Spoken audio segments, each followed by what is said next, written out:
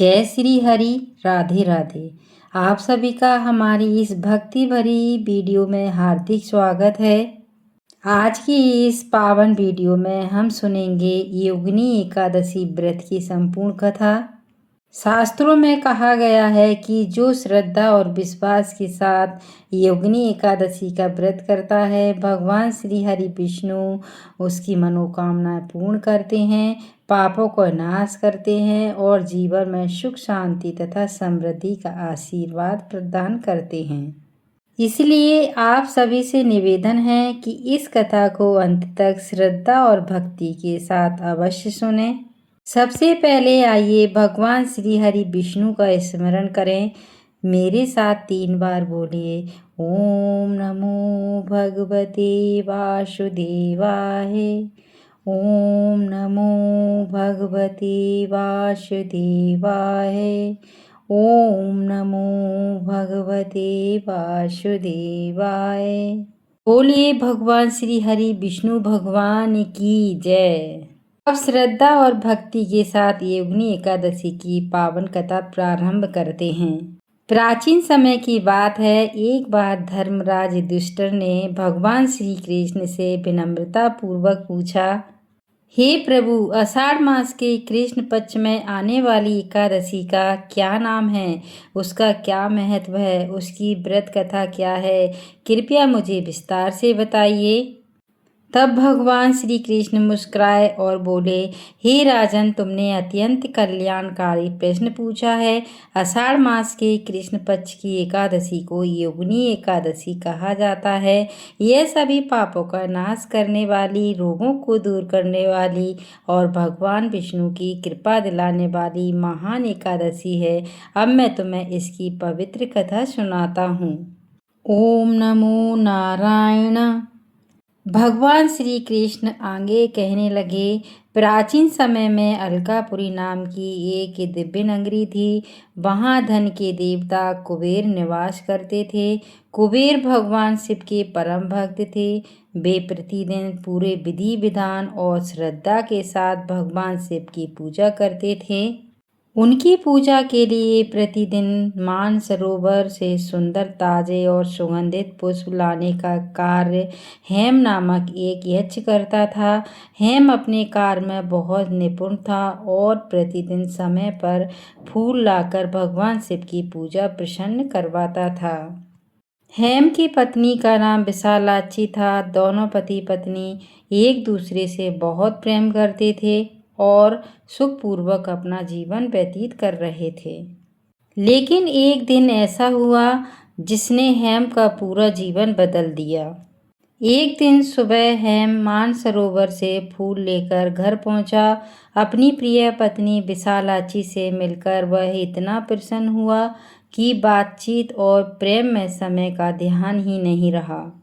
उधर भगवान शिव की पूजा का समय निकलता जा रहा था, लेकिन पुष्प अभी तक नहीं पहुंचे थे। कुबेर भगवान शिव की पूजा के लिए प्रतीक्षा कर रहे थे। जब बहुत देर हो गई थी तो उन्होंने अपने सेवकों को हेम को बुलाने भेजा। सेवकों ने जाकर देखा कि हेम अपने घर पर ही है और अपने कर्तव्यों को भूल चुका है। उन्होंने लौटकर सारी बात कुबेर को बता दी। यह सुनते ही कुबेर का मुख क्रोध से लाल हो गया। उन्होंने तुरंत हेम को अपने सामने बुलवाया। हेम भयभीत होकर कुबेर के सामने उपस्थित हुआ। उसका सिर शर्म से झुका हुआ था। कुबेर ने क्रोधित होकर कहा, हे हेम, तुमने भगवान शिव की पूजा में बहुत बड़ी लापरवाही की है।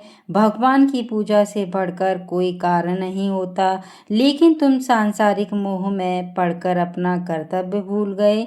इसलिए मैं तुम्हें श्राप देता हूँ कि तुम कुष्ठ रोग से पीड़ित होकर पृथ्वी पर भटकते रहोगे और अपने कर्मों का फल भोगोगे। जैसे ही कुबेर ने श्राप दिया, उसी क्षण हेम का सुंदर शरीर विकृत हो गया। उसका तेज समाप्त हो गया और वह कुष्ठ रोग से पीड़ित होकर पृथ्वी पर आ गिरा। हरिओम हरिओम हरिओम। हेम का जीवन अत्यंत कष्ट में हो गया। वह जंगलों में भटकता रहा। उसे न भोजन मिलता था, न रहने का स्थान, भूख, प्यास, अपमान और पीड़ा उसके जीवन का हिस्सा बन गए। लेकिन इतने कष्टों के बाद भी उसने भगवान का स्मरण नहीं छोड़ा। वह हर समय यही सोचता था कि अपने कर्तव्य की उपेक्षा करके उसने बहुत बड़ा अपराध किया है। वर्षों तक दुख सहने के बाद एक दिन वह भटकते भटकते महान तपस्वी महर्षि मार्कंडेय के आश्रम पहुंचा। आश्रम में पहुंचते ही उसने दूर से ही महर्षि को प्रणाम किया और उनके चरणों में गिर पड़ा। महर्षि मार्कंडेय ने अपनी दिव्य दृष्टि से उसके दुख का कारण जान लिया। उन्होंने प्रेम पूर्वक कहा, वत्स, अपने दुख का कारण बताओ। हेम ने हाथ जोड़कर कहा, हे गुरुदेव, मैं अपने अपराध का दंड भोग रहा हूँ। कृपया मुझ पर दया कीजिए और ऐसा उपाय बताइए जिससे मुझे इस श्राप से मुक्ति मिल सके। महर्षि मार्कंडेय का हृदय करुणा से भर गया। उन्होंने कहा, हे हेम, निराश मत हो। भगवान श्री हरि विष्णु अत्यंत दयालु हैं। आषाढ़ मास के कृष्ण पक्ष में आने वाली योगिनी एकादशी का व्रत पूर्ण श्रद्धा और नियम के साथ करो। भगवान विष्णु की पूजा करो, उनकी कथा सुनो, रात्रि में भजन कीर्तन करो और द्वादशी के दिन विधि पूर्वक पारण करो। इस व्रत के प्रभाव से तुम्हारे सभी पाप नष्ट हो जाएंगे। आइए हम सभी भगवान श्री हरि का स्मरण करें। ओम नमो भगवते वासुदेवाय। ओम नमो भगवते वासुदेवाय। हेम ने महर्षि के चरणों में प्रणाम किया और उनके बताए अनुसार योगिनी एकादशी का व्रत करने का संकल्प लिया। जब योगिनी एकादशी का शुभ दिन आया तब उसने प्रातः स्नान किया, भगवान श्री हरि विष्णु का ध्यान किया, दीप प्रज्वलित किया, तुलसी दल अर्पित किए और पूरे दिन श्रद्धा एवं भक्ति के साथ व्रत रखा। ओम नमो भगवते वासुदेवाय। ओम नमो भगवते वासुदेवाय। हेम पूरी रात भगवान श्री हरि के भजन कीर्तन और नाम स्मरण में लीन रहा। अगले दिन द्वादशी तिथि में उसने विधि पूर्वक पारण किया। जैसे ही उसका व्रत पूर्ण हुआ, भगवान श्री हरि विष्णु की असीम कृपा से उसका कुष्ठ रोग समाप्त हो गया। उसका शरीर पहले की तरह सुंदर, स्वस्थ और तेजस्वी हो गया। हेम की आंखों से आनंद के आंसू बहने लगे। उसने बार बार भगवान श्री हरि विष्णु और महर्षि मार्कंडेय को प्रणाम किया। इसके बाद वह पुनः अलकापुरी पहुंचा, जहां कुबेर ने उसका दिव्य रूप देखा। वे अत्यंत प्रसन्न हुए और उसे क्षमा करके पुनः भगवान शिव की सेवा में नियुक्त कर दिया। हे राजन, योगिनी एकादशी का व्रत अत्यंत दुर्लभ और पुण्य प्रदान करने वाला है। जो भक्त श्रद्धा, विश्वास और नियम पूर्वक इस एकादशी का व्रत करता है, उसकी अनेक जन्मों के पाप नष्ट हो जाते हैं। भगवान श्री हरि विष्णु उस पर अपनी कृपा बरसाते हैं और उसके जीवन के दुख, रोग तथा कष्ट धीरे धीरे दूर होने लगते हैं। जो भक्त योगिनी एकादशी की इस पावन कथा को श्रद्धा पूर्वक सुनता है या सुनाता है, उसे महान पुण्य की प्राप्ति होती है। इसलिए प्रत्येक श्रद्धालु को अपनी सामर्थ्य के अनुसार भगवान श्री हरि का स्मरण, भजन, कीर्तन, कथा श्रवण तथा दान पुण्य अवश्य करना चाहिए।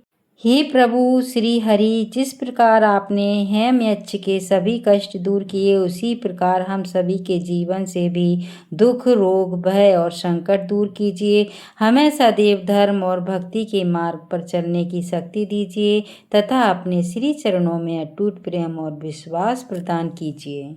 अब सभी प्रेम से बोलिए, ओम नमो भगवते वासुदेवाय। यदि आपको योगिनी एकादशी की यह पावन व्रत कथा पसंद आई हो तो इस वीडियो को लाइक जरूर करें और अपने परिवार, मित्रों तथा सभी श्रद्धालुओं के साथ अवश्य शेयर करें ताकि अधिक से अधिक लोग इस पावन कथा का श्रवण कर सकें। अगर आप हमारे चैनल पर नए हैं तो ऐसी ही भक्ति, व्रत, पूजा और कथा से जुड़े वीडियो देखने के लिए चैनल को सब्सक्राइब करें और बेल आइकन जरूर दबाएं। जय श्री हरि विष्णु। राधे राधे।